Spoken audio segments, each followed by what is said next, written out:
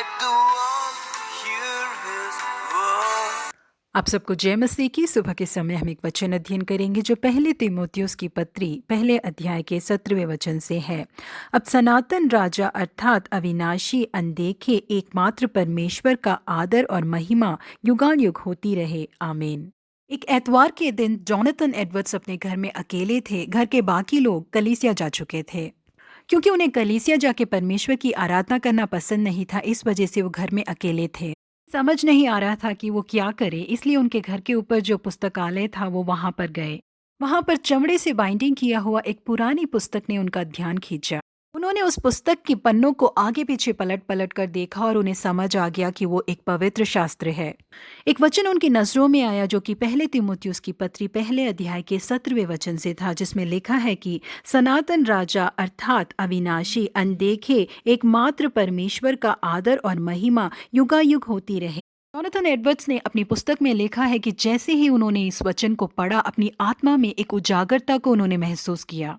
वचन ने उनको परमेश्वर के बारे में नई बात को और वो कितने महान और विशाल है करके समझाया। एक तरफ उनका हृदय परमेश्वर की आश्चर्यता को सोचकर भर रहा था, तो दूसरी तरफ उनका हृदय अपने पाप के बोझ से दबा जा रहा था। इतने बड़े सामर्थमय, ज्ञानमय, महिमामय राजा की खोज में मैं आज तक नहीं लगा करके उनका हृदय उन्हें कचोटने लगा। मसीह से दूर हो चुके वो दोबारा उत्साहता के साथ खड़े हुए और उनके लिए सेवकाई करनी शुरू की। जी हाँ, प्रिय परमेश्वर के लोगों, इसी तरह से जॉनथन एडवर्ड ने उद्धार पाया और मसीह की सेवकाई के लिए अपने आप को अर्पण किया। और यही वो व्यक्ति हैं जिन्होंने आने वाले दिनों में द ग्रेट अवेकनिंग नाम की संस्था की स्थापना की थी। जी हाँ, प्रिय परमेश्वर के लोगों, पवित्र शास्त्र को भले कोई भी व्यक्ति पढ़े, उनके अंदर एक बदलाव को पैदा करने का सामर्थ्य पवित्र शास्त्र रखता है। केवल वायदा वचन ही नहीं, बल्कि पवित्र शास्त्र के हर एक वचन सामर्थ्यमय है, क्योंकि जिस परमेश्वर की हम आराधना करते हैं वो सर्वशक्तिमान है और उनके द्वारा दिए गए वचन भी सर्वशक्तिमान हैं।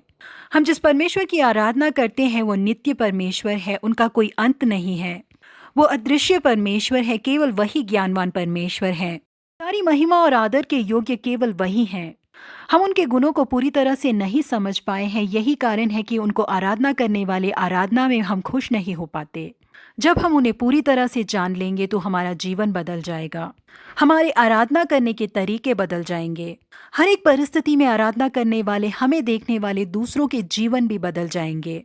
जी हाँ, उस सनातन के राजा, अविनाशी, अनदेखे, एकमात्र ज्ञानवान परमेश्वर को जानकर हम उनकी आराधना करेंगे तो हमारा जीवन भी प्रकाशित हो जाएगा।